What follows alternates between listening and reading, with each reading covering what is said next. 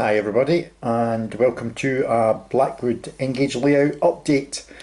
Very aware this is the first update that I've actually done for probably about a month and a half. That's because I have been working on one very small section of scenery that has taken me an absolute age to get looking right.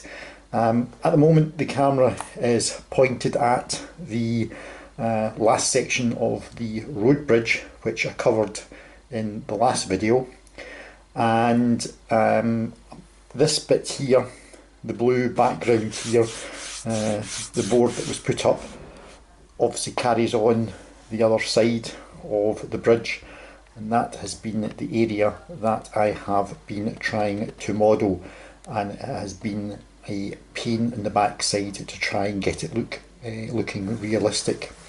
I had a few ideas, and initially I was going to use, I put this in here, Metcalf retaining walls, and this was the first retaining wall kit that I built with the stone effect.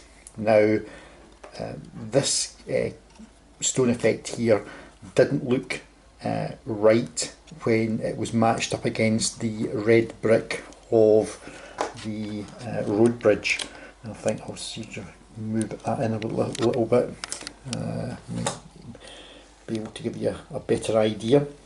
So that was taken away, and I then actually used the same kit from Metcalf, but it was done with, there's a identical kit which is done with red brick. That looks slightly better, but it still didn't give me the desired effect that I was trying to have. The other problem is if I turn this around, you'll see that the actual kit itself, it's a very sturdy kit, and Metcalf kits are absolutely excellent. I would actually recommend that Metcalf kits to anybody to build. Very simple to follow instructions, but as you can see the kit is actually quite thick in the depth, and on the other side when I was putting it in place, it wasn't really allowing me to build in some sort of ground cover just behind the actual wall. So as I say, I eventually, after a lot of toing and froing, I eventually came up and went back to use this, which is by Noch, which is foam board, very resilient, and it's easy to cut. It's also easy to shape. You only have to take a hairdryer and the foam board will bend, and when it becomes cold it will stay in whatever shape you've actually bent it to. So that's what I've actually used on the other side. So I'll move the camera around so that you can actually see what we've actually done. I'm actually going to try and set the camera, I don't know if I can pick it up, hopefully yeah, I can pick it up there. So as you can see, the foam board walling is in. Now even it has had to be adapted. The foam board itself is quite thick, and what I've done is I've actually reduced the depth of the foam board by a half, but that has allowed me to get in. If I bring the camera around here, you can see there's a very narrow strip of ground cover just at the top of the wall. You'll also see, and this was the other major problem that I had, was the buildings or the scenic background paper.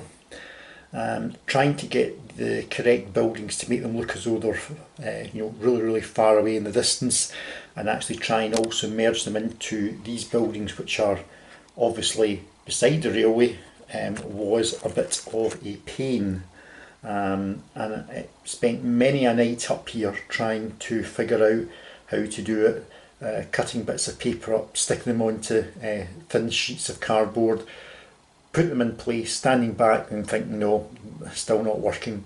But this week I eventually managed to get the buildings which they're maybe not 100% perfect. I'm not going to say they're 100% perfect, but certainly they do appear to be in the distance. What I will do here is I'll actually move the camera down. We'll come right down and we'll actually look at it from a different angle. So apologies while I turn the camera around. So what we now have is, I think if I can there, I think this shows this up much better. So there we have the retaining wall, and I'll just probably come in a wee bit, let it focus. So we've got the retaining wall in, we've got the scenic background paper running along the back. I think probably the main reason we were having difficulties was on, as you see here, the background board is quite high, and I deliberately, when I was putting it back on, I actually deliberately cut it down, and that's really just so that when I'm along this back area of the layout, I get a better line of sight myself for the trains coming round. The other thing that you'll also see that I've done is in the middle here, we've also used some foam board and built this slightly raised area. It's still obviously done with static grass. You'll see I have put in the small Metcalf signal box. In fact, going the wrong way there. And that's actually going to be modelled as a derelict signal box. You can download rusty sheets of corrugated iron from scale scenes from their scratch builder's yard, and I'm going to blank the windows out so that it looks as though it's a disused signal box. We've obviously got the modern line side cabin that's obviously now replaced the signal box. It does everything the signal box used to do, and what they've done is they've simply cut into this raised bit of ground here to accommodate the line side cabin. The other thing which I have done is, if I come down here, hopefully this will pick it up, I have, as you can see there, I've put in a bit of dry stone walling. Again, it helps, if I come out here, it helps to give a bit more, oops, wrong way, my apologies. It hopefully does give a bit more depth to this particular back scene. Again, this area is not totally finished yet. I'm still in the process of obviously replanting some of the trees that came out off from the old church area, which was in the previous incarnation of this section of the layout. So some of the trees are being replanted, as I say, but if I come round there, hopefully this now begins to give you the idea of, you've got your three main, my finger gets picked up here, you have the three main running lines here, 1, 2 and 3. You obviously have one of the entrances into the fiddle yard here, going underneath that first part of that bridge. You've then got the signal box, line side cabin, and this raised bit of ground here which is separating these loop lines here, which obviously serve, there's a one siding away far over there in the distance. There's also a point, as you will have seen the other side, there's a point just on the other side of that bridge which would lead into a possible extension into the corner of the room, and these loop lines obviously serve the industrial complex here. If I come back here, you should be able to see the two lines. That was the area that I was obviously working at the last time. So as I say, we've nearly got this section between the road bridge there, coming all the way back down to this road bridge here.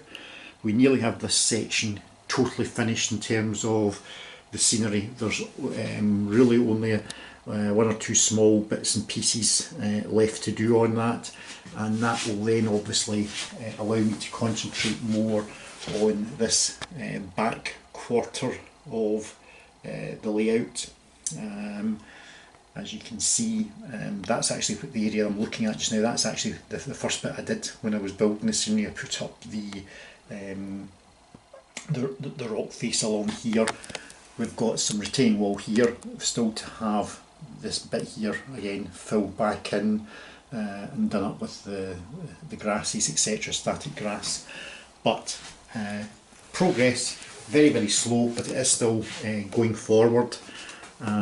As I say, this small bit that we're looking at here just now, I mean, it has probably taken me about 4 or 5 weeks of work. You'd think that an area like this could probably be done over a weekend even, and there will no doubt be some people who could have done that.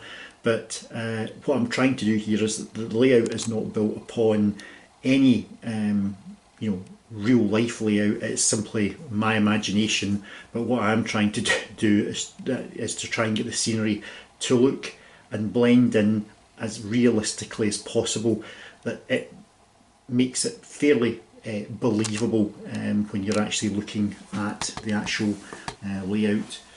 So if I come back here, hopefully this will give you, from this angle, I can zoom in a wee bit, I think, gives you a better idea of what we have tried to do, or what I've tried to do rather. So there's the road bridge, and then there's the retaining wall, obviously the signal box, cabin room beside it. All the way along there we have scenic papers along the back blended in.